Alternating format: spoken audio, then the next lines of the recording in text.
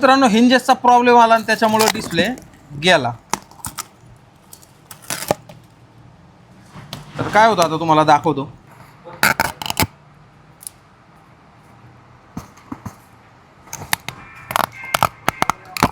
तर आता काय होतं, हे जे क्लिप असतात हिंजेसच्या वरच्या ते आपण काढतो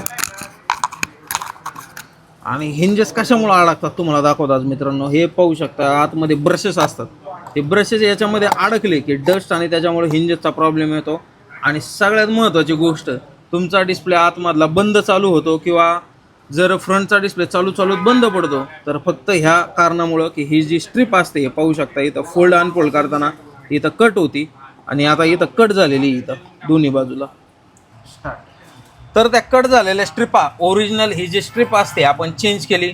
त्यानंतर काय केलं आपण, त्याच्या हिंजेस चेंज केल्या आणि बॉडी चेंज करून पाहू शकता प्रॉपर फिनिशिंगमध्ये डिस्प्लेसुद्धा टाकून आपण त्याला प्रॉपर चालू केलेला आहे. फोल्ड 4 पाहू शकता. तर मित्रांनो असेच तुमच्या हिंजेसचा जर प्रॉब्लेम झालेले असतील तर त्यामुळे काय होतं की लवकरात लवकर ते हिंजेसचं काम करून घ्या, नाही तर तुमचा सुद्धा डिस्प्लेला प्रॉब्लेम येऊ शकतो. तर असे जेन्युइन पार्ट आणि हिंजेसचं जे होल्डचं काम करायचं असेल तर नक्की मोबाईल पिक्सेटला व्हिजिट करा मित्रांनो. आपलं शॉप पुणे वाकडीत आहे. धन्यवाद.